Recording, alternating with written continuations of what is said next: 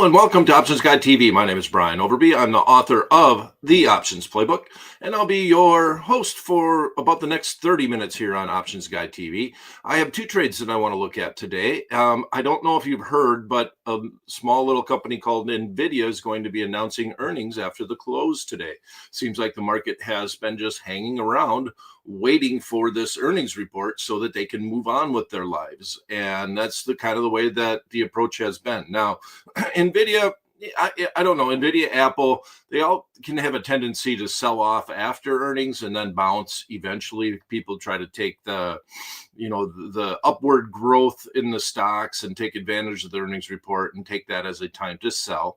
But NVIDIA has kind of been beaten up a little bit lately, along with the rest of the AI world. Everybody's starting to question the spending. But one thing that AI has definitely done is it has propped up the markets. And it's almost like government stimulus, all the money that's going into and all the mergers and acquisitions across the board that are keeping all of these companies afloat. And we saw that when we got into October, hardly any volatility, hardly any down move. Kind of have a little bit of a sell-off right now, but it's still not even that egregious. And we still get the VIX index, is showing the uncertainty in the marketplace, hanging up, flying above the 20 handle. And an interesting trade actually might be in the VIX, with the VIX at 23 right now, 22.95 at this moment. Maybe getting a little bit of short VIX as we try to get into, the holiday sell season. Everybody talks about the Santa Claus rally, which is between Christmas and New Year's. A lot of people claim that that's more about portfolio management and has a tendency to drive the stocks up. But, past performance is definitely not a guarantee of future results, especially with the Santa Claus rally, because we've seen just within the last couple of years, we've seen a big sell-off in that time period.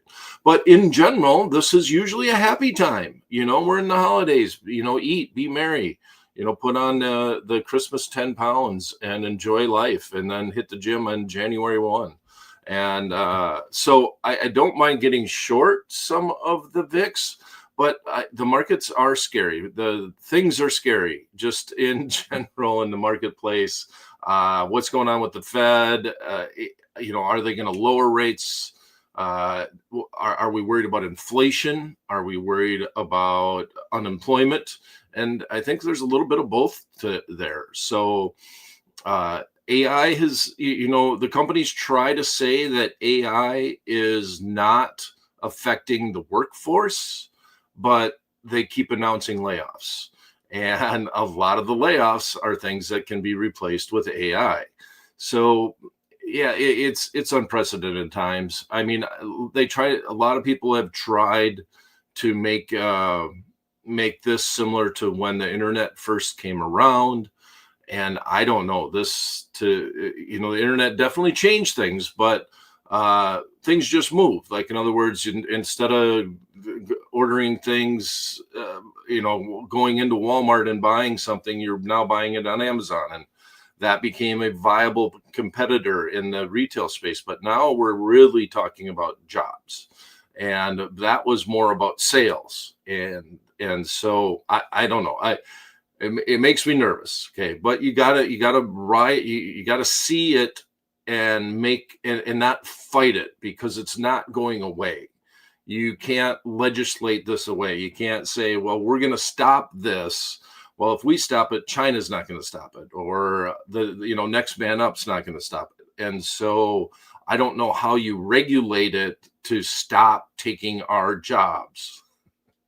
And I meant that as a joke from a TV show, but that's true. There's a lot of truth to that. I don't know how you can legitly, once you let the cockroaches out, how you can herd them back in and try to make them, behave, if you will. So in this instance, today we have NVIDIA, and longer term have a bullish outlook on NVIDIA. It's the biggest company in the world at this point in time.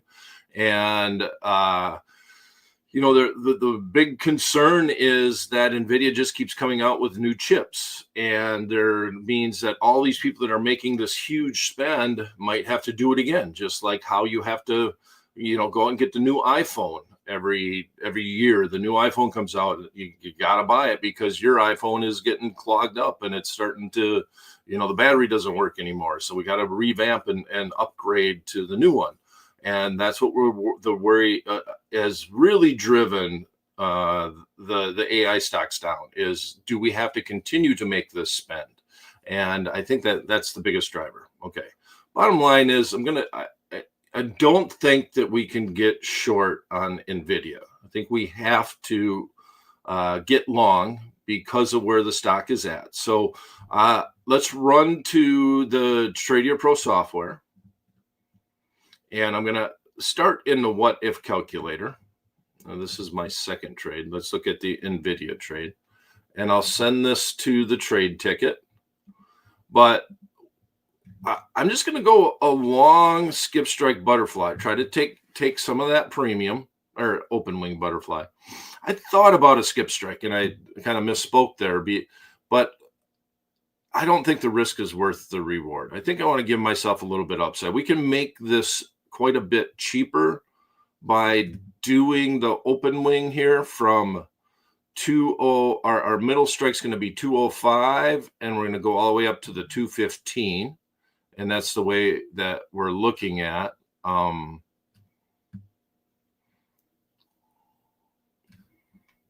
And let's send that to ticket and.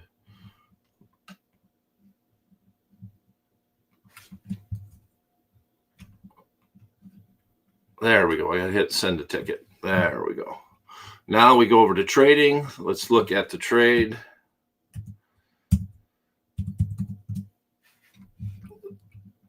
So right now it's trading for about $5. So let's look at, we're going to go 30 days. And this is the thing, like I've kind of mentioned, is this isn't just an earnings trade. So if we do get to sell off, we're going to manage our risk by getting into the trade at a decent cost, and we'll hang around in the trade. So I'm not looking at this at trying to get out at, well, if I'm down 50%, I'm out. And that's not usually, if I'm going to put a butterfly on around an earnings report, realize that you can lose everything that you put into the butterflies. So in this scenario, we are $5.73. So that's $573. If the market goes down, be prepared to lose that. I don't know what's going to happen after earnings. And as usual, NVIDIA usually beats the analyst estimates and kind of set it up. But now the whisper numbers are, well, if they don't beat by 10%, I'm just picking a number out of the air. Well, then that's a loss because they beat so many quarters in a row that they now have established that, and it's almost like, okay, they're going to beat, but they need to beat by this amount for this to be relevant. Okay, so 185 to 205, going out 30 days, December 19th expiration. Buy the 185, sell two of the 205s, and stop shorten by one of the 215s. We're going to pay $5. We'll call $5.70. Let's make it, that's a simple number. I know that we could fill there. I think you can actually get a little bit better than that. But if you are looking at just buying the 205 outright, you're going to be paying $4.40. I guess it's a little less than the $5.70, but we're kind of looking at apples to apples. But now, if it doesn't make it to $5.40, if NVIDIA doesn't get to that level, well, you'd be out to 205. You'd be out that $4.40. You'd lose that money because implied volatility would crunch. We're active from the 185 level all the way up to the 205 level. Our break even is going to be 185 plus 5. So it's 190.70 is where our break even is at. And that's the move to the upside that we would need. And that also allows us to stick around to say, well, if NVIDIA can just get back to where it was, if we had a bad reaction to the earnings report, you still got a chip in a chair. You don't need it to come all the way up to the 205 strike. So comparatively to buying it outright, this is an interesting strategy. But now the downside is that if the market takes off and it does more than a 1 standard deviation move, we're right at 18%. This is almost a perfect 1 standard deviation move to the upside at 215. We have a minimal amount that we can make, right? So we're in the what if calculator. Let's go and check it out. We're in the what if calculator. We're at 186 or 185 is where the break even is at. If we're above the highest strike, it should be worth 10. We're doing a 20-point wide spread, and that's the long spread. The short spread is 10 points wide. 20 minus 10 is 10. So at this point, see where my cursor is on the screen, the butterfly should trade for around $10 at expiration. And the most that, and we paid $570. Oh, and it actually grabbed it right at $570. That's perfect. So 10 minus $570 is $430. So we could almost double. I mean, I guess that's not a true double. Well, we can make I'll just put it this way. We can make $430 if the stock just skyrockets. We put it on for $570. If the stock skyrockets, we can make $430 on our 1x2x1 butterfly. Our risk is $570 to the downside. Our break even is going to be right here at expiration, right at this crosshairs, which is the net debit paid plus the lower strike. So 185 plus 570 is $270. $200.70. No, it's not. It's $90.70. 190, and it's doing it just right. So this is our break even. I don't know where I got 200 from. So 190.70 is our break even. So yeah, we just need NVIDIA to do okay. And if it does great, we're fine. We're selling a lot of premium. We're putting on that trade. I would almost rather, people want to just buy one option contract and have the unlimited upside. I'd rather do a couple of these, and as opposed to just buying one option contract outright, and give yourself a good amount of upside. But obviously, you can't hit the home run if this is the case with NVIDIA's earnings. So if you have any, I already see a few comments popping up. Oh, hello, Doug. Yeah, I did a similar trade. Go ahead and set that up. Oh, so you did the skip strike? Okay, next one contract, next one. 190, 200, 205 with puts.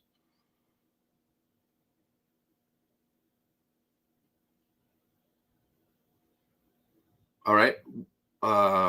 For a credit, that's an open wing. Okay. Right, Doug? Am I getting that right? Or I mean a skip strike. I'm sorry. All right, I'll put your trade in. 205, 200, 190 with puts. 30 days out, Doug?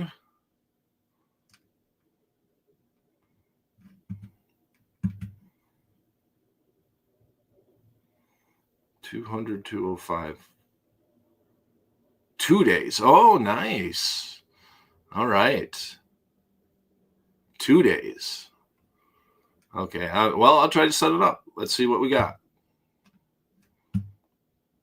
One, but you did it with puts.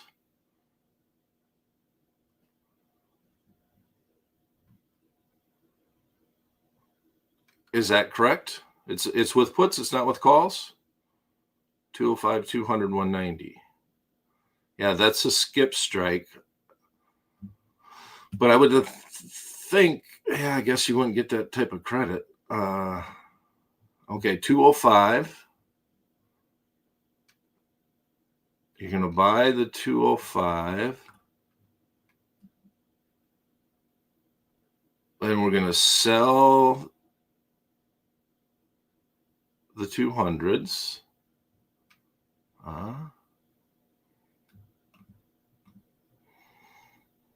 And buy the 190s. There's your credit. That's what you said. Let's go look at it in the what-if calculator.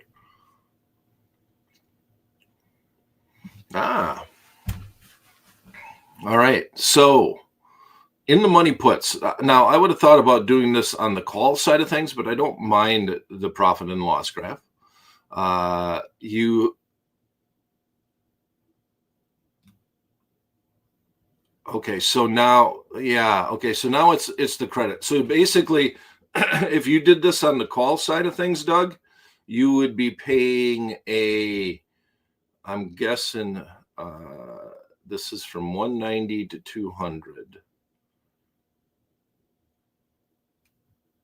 And you're getting $3. So you'd be paying a $7 debit?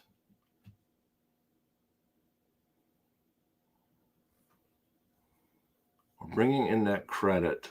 And here's the problem with this is that we're dealing with in the money puts. That's not necessarily a problem, but in this instance,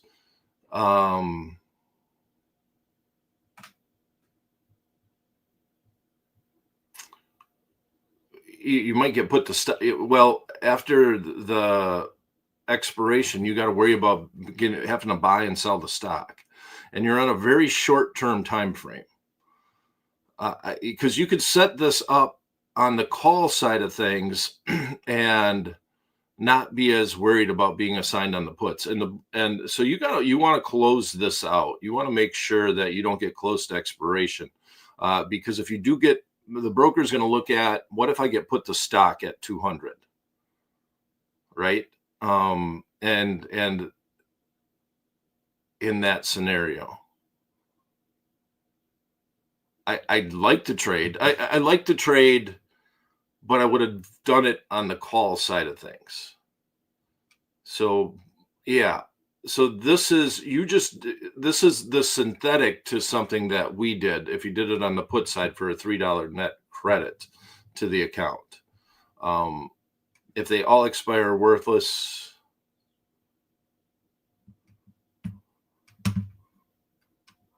man, it's kind of, we're going to be down below 190. We're going to lose $2, which is $5 wide.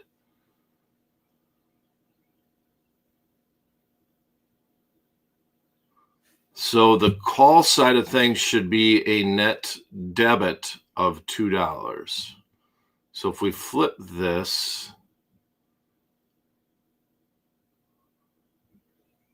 let's see if I'm right.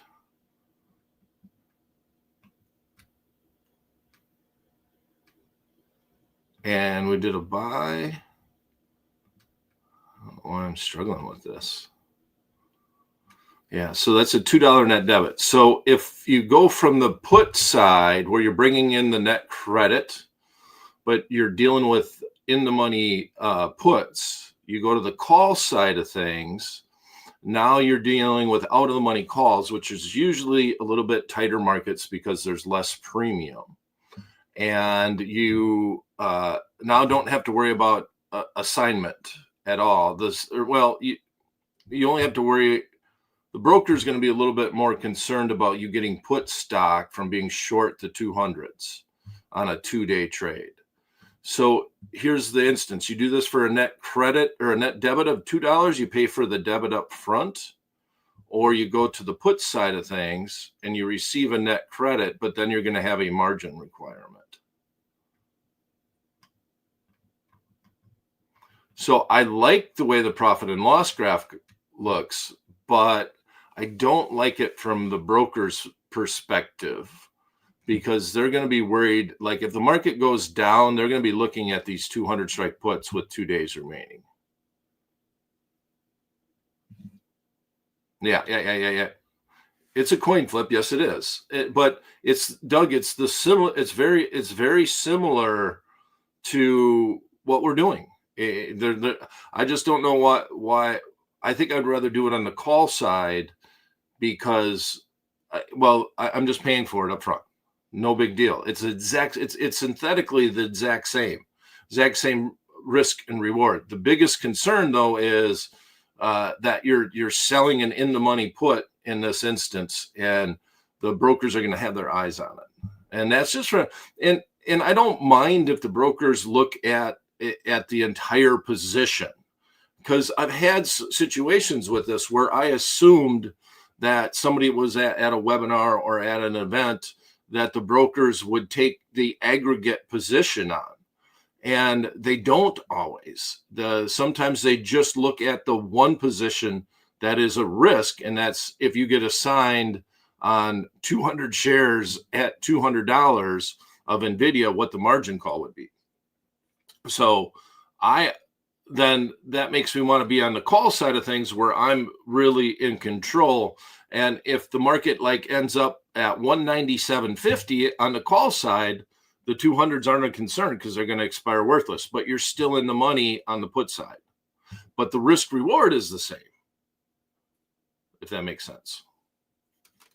And good thing, yeah, I see that I will close tomorrow. And yeah, and here's another thing is I've done these strategies and I assume people would close them, right? In other words, I'm like, well, and I've had it happen. Well, I did that trade. It was very profitable, but I wrote it to expiration and then I got assigned on this leg and I didn't exercise this leg. And so it gets tricky. So if you get the profit, if you get the move that you're looking for, take the trade off. Don't worry about a nickel or a dime that you might not make. You got to put the trade on and take the trade off, especially around an earnings report. But I don't mind this at all, Doug. It's a coin flip. I agree. You're right at 190. Market is up. If the expected move is, and I do mean that, I don't mind it. I just would have did it on the call side of things. If you get if you understand. Yep. And Doug said, I'll consider calls next time because then it's a net debit and you also aren't dealing with in the money puts. So you'll notice that, the spreads are a little bit wider. They're not bad because it's NVIDIA on earnings, but you're buying, you're like in this 205 call, you're buying a $200 option or a $20 option, where over here you're 108 by 109. You got 1 cent here. Here you're 10 cents wide. Now, no commissions if the market. So we did this for a net credit of $3. So what's our advantage? If the market goes all the way above 205, there's no commission to get out. Okay, so I had to, man, that hurt my head. I had to think about that. So the advantage in this instance is if the market did blow through your strikes, go above the 205 strike, all of these would expire worthless and you would make the $3 net credit. And then there's no bid-ask spreads, no commissions, no anything. So that's where there's always going to be a trade-off of using calls versus puts. And every strategy that you can do with a call, there's a synthetic relationship that you can do with the puts. It's the math of the marketplace. It really comes down to put-call parity. But you can, and actually it's just a little bit of algebra. If you ever work through everything, a little bit of algebra can tell you all of the synthetic relationships between a long, like a long call synthetically is long stock, long put, a protected put. You have limited and known downside and limited upside. You take that, you just actually move things from one side of the equation to the other, and you can come up with every synthetic relationship that is out there. Yes, you got it up moving. But so now if it goes down, though, these are going to get deeper in the money, and we have to close them. We have limited risk. We have limited and known down, but if we go down, we just got to make sure we close. So the benefit is if it goes way up, there's no commissions, nothing to close. Everything expires worthless. You make the $3.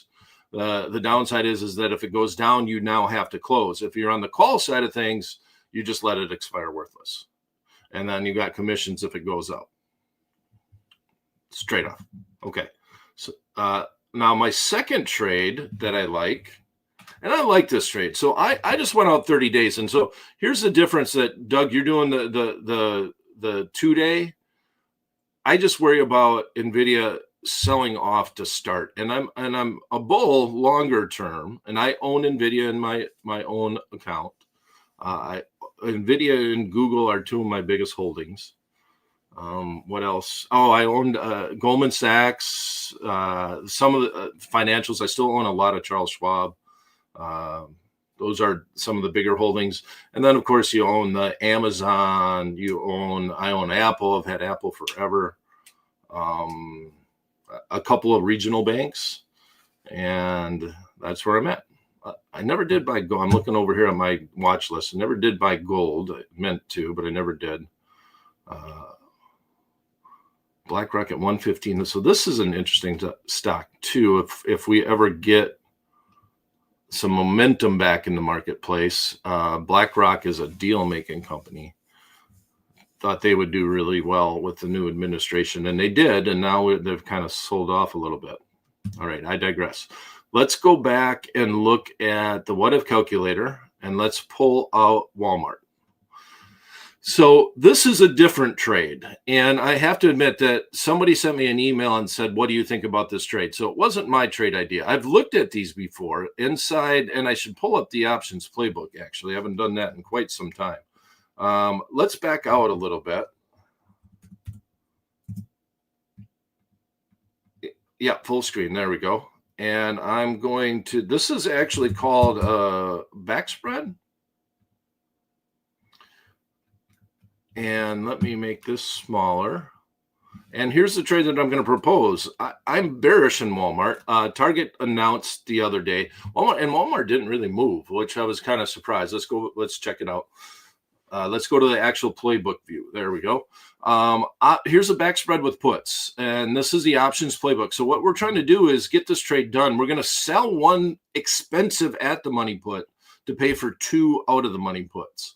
And we're going to try to get it done for a net credit. So another fancy term for this trade is a pay later put. We're going to sell this one to buy two of these. And the reason why they say it's pay later is, well, you're getting it done for a net credit. So if the market goes up, you're good. But if the market goes down, and it goes down, a normal amount, right? Within a one standard deviation move, well, then you got to pay later for it.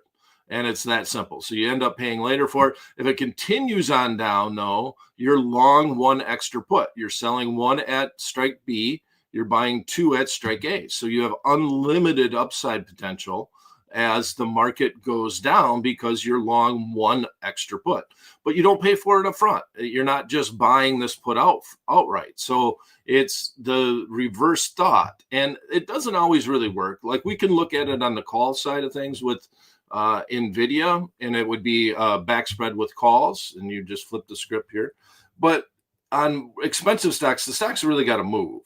So it doesn't always apply, but every once in a while, I've looked at these trades, and every once in a while something pops up that looks interesting. It's usually on a little bit lower price stocks, but you're still talking about a big percentage move. So if we did it on the call side of things, let's go back spread with calls. It's the exact same profit and loss graph, but you're just flipping the script. Okay, so with NVIDIA, we got to go about a one standard deviation move out, and then you get rewarded for the huge move. So this is an alternative to just buying a call outright. That's what you would be thinking, where I'd be buying the B strike here, and if it doesn't make it to the B strike, or if it just gets to the B strike, I break even, or I lose the premium. So here, the benefit is that you do got some down. Like if the market goes down, as opposed to buying the call outright, the market goes down, you actually can make some money. All right, I like it, and it was brought to my attention via an email for Walmart, but I don't like it on the NVIDIA side of things. So let's look at both of them. Here's the Walmart trade. Let's send it to the ticket. Short at 100, from 100 on up, we can make a net credit of 30 cents. So if Walmart announces earnings and the stock goes up and say it moves the expected move to the upside, you make 30 cents. Market goes down, go down to 95, which is a 5% move, right? The math is really simple here because we're at 100. So that's a big move in Walmart after earnings. I mean, that would be the expected move is probably 4%. So your risk here is that you're doing what the marketplace is expecting to the downside. Your risk is that if the market goes here to 95 and it gets there by the in the short term, then I have then that's where your max risk is at. Now, time premium can save you. Like in a butterfly, it's hard to max out when it hits your short strike early.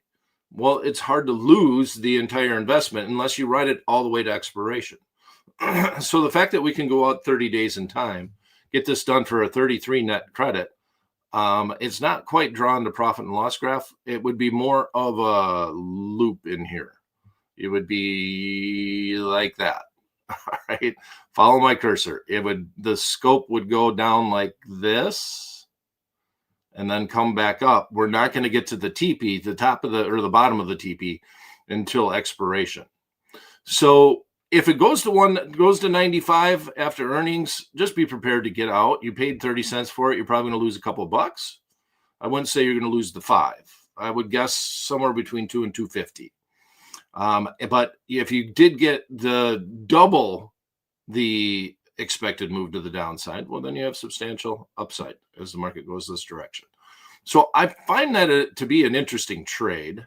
Wish the what if calculator was drawn a little bit better profit and loss graph. It's showing it right at expiration. This is the night I'm using the right expiration, I'm pretty sure.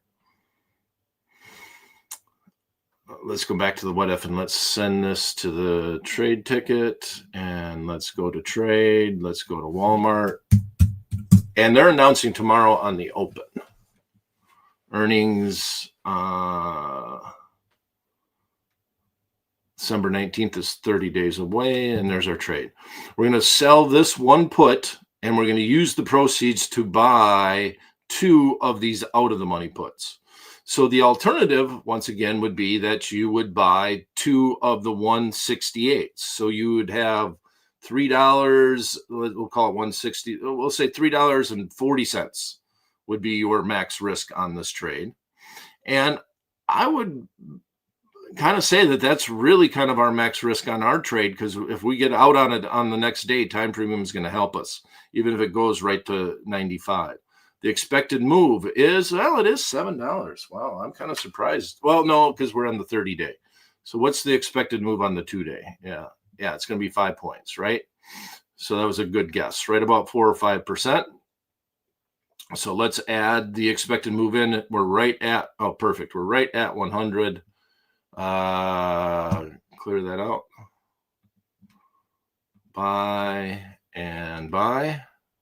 520. 5%. Why am I doing the math? It's 5%. It's $100, 5%. So that's the expected move over the next 2 days. But here, if you want to do the screenshot, I don't mind this trade, but be prepared that if it makes the expected move only to the downside, you don't want to do it. If you think that Walmart can only go down 5 points, then I don't want to do this trade. In this instance, you got to look for the big move to the downside. What do you guys think? Good morning, Kurt. Go ahead and throw that in there.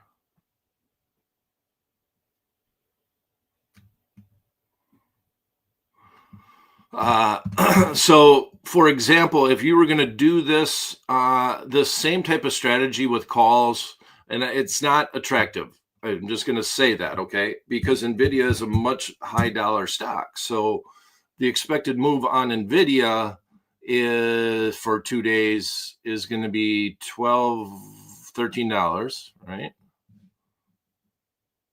So using the shorter term for earnings, we're going to buy this one and we're going to buy this one. $13 in that instance. So if you did this, you would sell the 65 and you would go about $13 and buy 2 of them. That's the only way you can get it done for a net credit. And then you would be looking for somewhere around a 20-point move to the upside to get excited about it. So in the playbook, this would be back spread with calls. You would have a margin requirement. but it's not unlimited risk. And you would look to go out. I would still go out to 30 days because time is your friend. And then you're talking about 20 points. You can't go out 30 days because the expected move in 30 days is 22 points. So you're going to have to go 20 points down. So $11, you'd have to go 95. Yeah, $7. If you go 20 points and you buy two of those, the 195s are 730. That's 1460. And you'd only be bringing in a net credit of $11. Yeah, you would have to go real short term. And then you got that risk of you don't have any time premium and vol coming out. So you got 8 and 8, that's $16, 185 plus. So 260. That's okay. So here it is. I'm just doing all the math really quickly in my head because I'm going way long here. All right, we're selling this 185, going to 200. We're buying 2. Net credit. That's not right.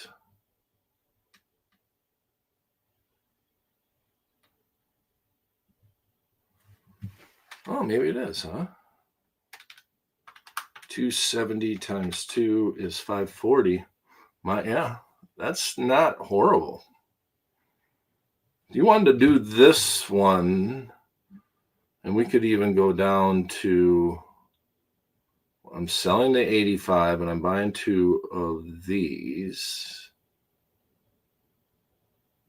Could maybe do the 95, 97. I didn't expect this to be a good trade, but I'm not opposed to it at this point. So we're going to sell this and we buy 2 of these. Net credit of 150. So to the downside, you're 150. You got a margin requirement of $750. Send it to the what if calculator. And hopefully it's still not drawing up with the rate. But this is it. So one standard deviation move. What did I say it was? What's the one standard right after earnings? Well, that's fine. So now this is a pay later call. Market goes down. If the market goes down, you make 145. You put up 750. The difference between these strikes would be your maximum risk all the way down here. Your loss should be there it is right there. 1,100. Oh, it's 12. I did the math wrong again. Dang, I had a degree in math. It's 1250. All right. So it's 1250 to the downside. So from here to here, it's 1250. And then the one standard deviation move in that time period is about $20. So you need it to go all the way up to here. But remember, to start with, you're looking at like something that would go like this. As time decays, it starts every day that goes by, it's going to go down until it gets to the precipice of the downward mountain. And then that's where the risk is at. I thought it was 750. Why did I think it was 7? It's 1250. So that changes it once again. But it's not a bad trade. It's not horrible. I like our trade better. All right, I got to go. I got another event that I got to partake in. What do you guys think? What do you think of the Walmart one?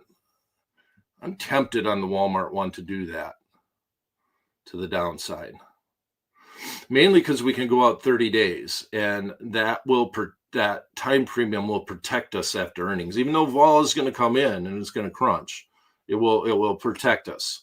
So it's a trade. The Walmart back spread is a trade that would that you don't expect to hit a home run on, but you might. So I have limited risk, and if Walmart were to tank, which it's a high valuation, the odds of NVIDIA moving 15% is a much higher chance than a Walmart moving 15%. Walmart is Walmart. there are a lot of red flags in the Walmart report, but Walmart's a very well-managed company, and it trades at a premium to valuation, and it's probably because of the management. They are one of the largest grocers out there right now. So that is a big part of their business, and it's growing. That's where we're at. All right, gave you a little bonus time today. Go NVIDIA. Let's get this earnings report out of the way so then we can get into the holidays and start talking more about Amazon and Walmart and Target and Santa Claus rallies and eat some turkey. You know, life is good. So we'll be back Friday, and we'll look at the trade on Friday. We were going to do a short today, but I talked him out of it because I did want to look at my NVIDIA trade. I almost always do some types of earnings play around NVIDIA. Thanks for stopping in. See you on Wednesday, 11 a.m. Eastern time inside the Tradier Hub. Don't forget to thank Tradier. Open an account. Check them out. They got a very good platform, very good people over there at Tradier, and reward them for the amount of effort that they're putting into trying to give you great content. My name is Brian Overby. Check out optionsplaybook.com if you want to look into some of these ratio spreads, and talk to you on Friday.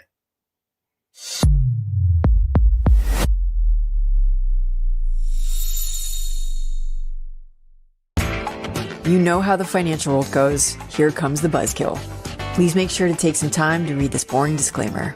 We will owe you one.